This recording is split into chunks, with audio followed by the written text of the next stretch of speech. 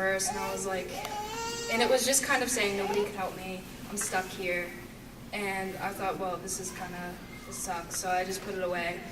And then the next day I took it out, and I wrote this song, and the song, it kind of really spoke to me.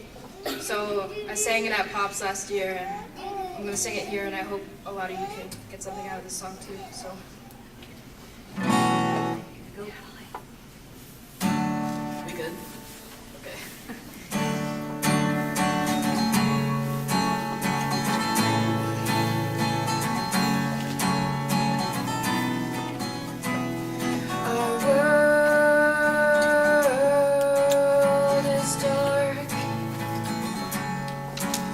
Our world is cold.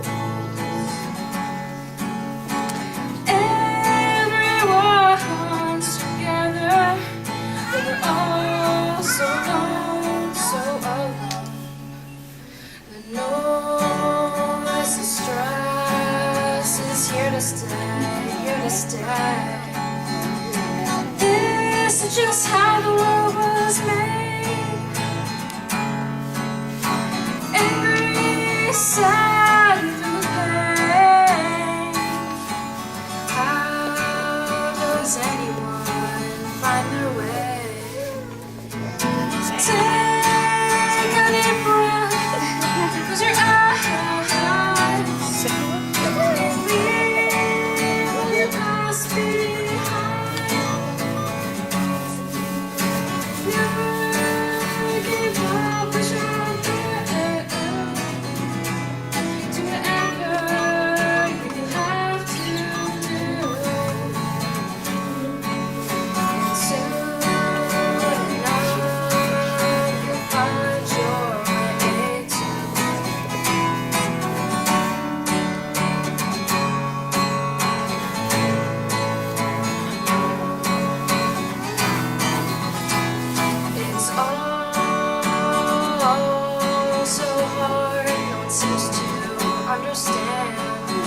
Well, I'm reaching out, grab my hand.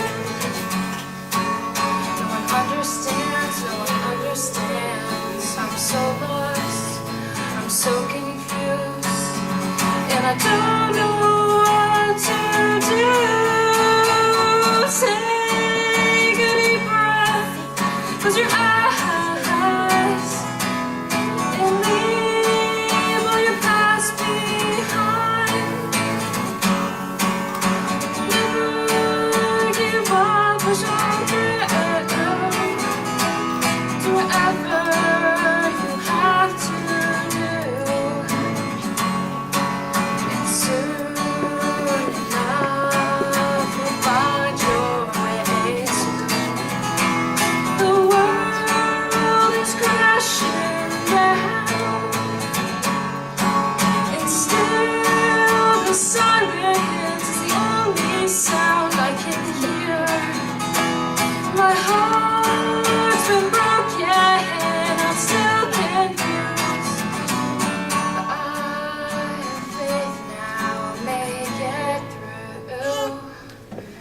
Take a deep breath, close your eyes, and leave all your past behind. Never give up, push on through.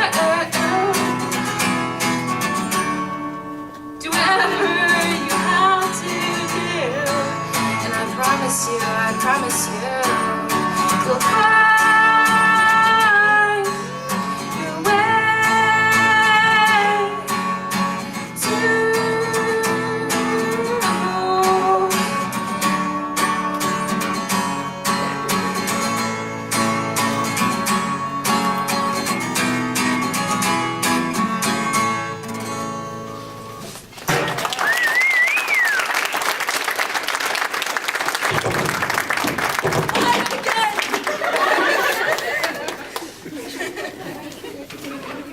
Man, mine is flat. I turned that one off.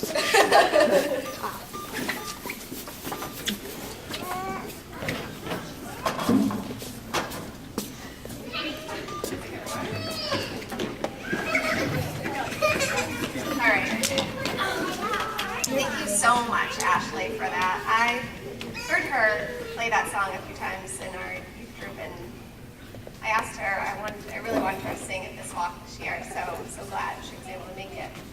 I'm going to tell you a little bit about self-injury. Over the past many more than a couple years now, but from what they're studying so far, 1 in 5 females and 1 in 7 males have engaged in some form of self-injury type behavior.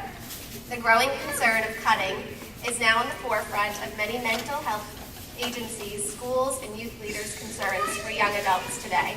I can vouch for that because in our youth group, we run a program called Life Hurts, God Heals, and I had 6 girls in my small group who all struggled with cutting, so it is very real.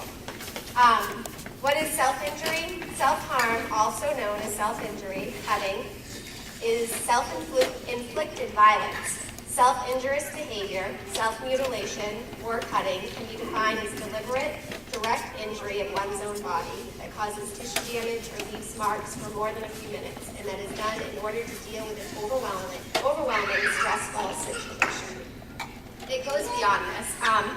The few years that I've been doing this, I've talked to other people who struggle with bruising, they struggle with hitting, they struggle with burning, hair pulling, eating disorders. There are many forms of self-injury besides just cutting. As a society today, we are trying to get the word out more, but really we're behind the times. In this area, it's very hard to find help for our teens and our kids and our adults who struggle with this behavior, and to find support. So we do this walk every year just to show those who are family members or those who are struggling themselves that there are people here that do believe it's real, that do struggle with it, that are there for you and who will support you. So as frustrating as it can be to get the word out, and to come up against even doctors, who are told that, who aren't taught in their medical profession about this as being a real problem. This walk reminds me that we need to keep going forward and keep getting the word out so that more help and more physicians, more counselors will be ready to work with people and help them and encourage them and support them along. So I thank you all for coming today. I really do. I appreciate each person that's here, even with all the rain. We have a speaker. Her brother spoke last year, and I thought it was so important to have a family member speak on their behalf of love, being somebody who loves somebody who struggles with self-injury. And this last year, she said there was no way she'd ever get up here. She had a hard time coming up just to accept her flowers that she was given. And this year, she's going to speak and give her story. And I know this takes a lot of courage, and I'm so proud of her. So I'm going to welcome her up here with all of you. Let's just give her a huge round of applause.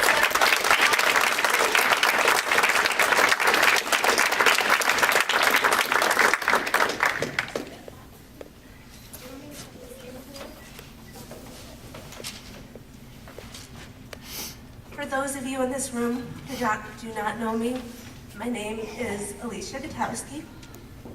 I'm your typical 23-year-old. I love hanging out with my friends. I love going to the movies. I love singing in the shower obnoxiously.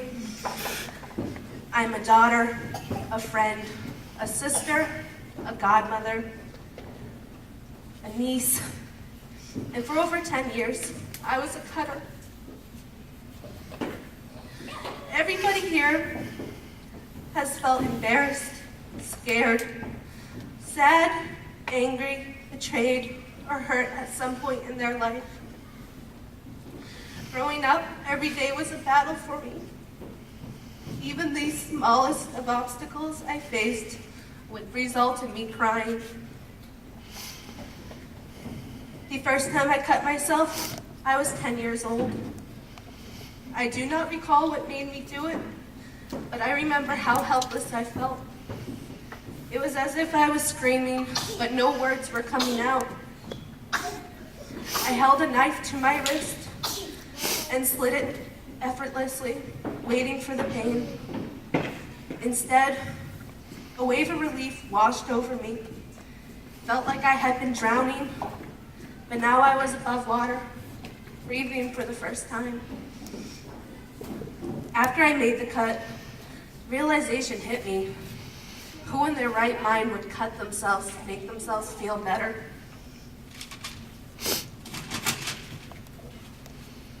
But I ignored that thought. As the years went on, life became more difficult. Schoolwork, friendships, and relationships added more stress. I started feeling so overwhelmed that cutting became a way for me to be in control of my life. I decided the amount of cuts on my arm. I was responsible with how deep the blade went. No one else was in charge of this. I knew to hide the cuts. If for some reason somebody did see a cut, I lied. The excuses started to come easily. I even started cutting in less visible areas of my body. This was my secret, and I didn't want anybody to find out. At one point, I was cutting so often, I would use anything as a reason to reach for a knife or a razor. I thought about it constantly. Cutting had become my addiction. I felt numb. Cutting was the only time I felt something. But I was no longer in control of my life. Cutting had taken over me. A little before my 15th birthday, I got into a huge argument with my father. I went into my bedroom and grabbed a box cutter like I always did. I unleashed the pent-up anger and hurt on my arms. But instead of that sense of relief, I only felt shame. Why was I still doing this? Did it really make me feel better? That night, I finally admitted to my parents my secret I had been keeping for 5 years. Naturally, they were shocked and concerned. I will never forget the look on their faces. Until that day, I never realized that not only was I hurting myself when I cut, but my choices were affecting my family, my friends, and the people that I love around me. Over the next few years, I found new ways to distract myself when I was upset. I would write, paint, crank my music. The cutting didn't end, but it dramatically decreased. I learned to talk to somebody when I was stressed instead of holding it in. One day, I was sitting in a car in a parking lot, holding a box cutter in my hands. I had just had a fight with my brother, and he left to go into a store. It was a dumb fight, but words always hurt more when it's coming from someone you love. The feeling of drowning came rushing back, and I broke down. After a few cuts, the feeling of relief did not come once again, though. All I could think about was that I was destroying my life and everyone else around me. When my brother came back, I told him what I did. I felt selfish watching my brother cry because of my actions. That day was March 6th, 2008. It has been almost 4 years since the last time I cut myself. This has been the hardest thing that I've had to go through, but with each passing day, I've grown stronger. I can easily say I do not know where I would be without my friends and family and their love and support. When they could have judged me, there has only been a sense of understanding. They have dried my tears and held me up when I am not strong. I would like to thank everyone who has created the It's Real, Let's Heal organization, to everyone who has made this walk possible. I am eternally grateful and honored to be a part of this. To anyone in this room struggling with self-injury, there is hope. Recovery does not happen right away. It is not easy, but it is worth it. With hard work and a support system, things do get better. Josephine Hart said this: damaged people are dangerous. They know that they can survive. So when life is telling you to let go, hold on instead. Fight back. For over 10 years, I let cutting take over my life. But now, I do not let it define me. I am a survivor. The scars on my arms and my legs are no longer a prison or something to be ashamed or embarrassed about. They tell a story about a girl who is flawed and has made many mistakes, but isn't wasting a second chance at life.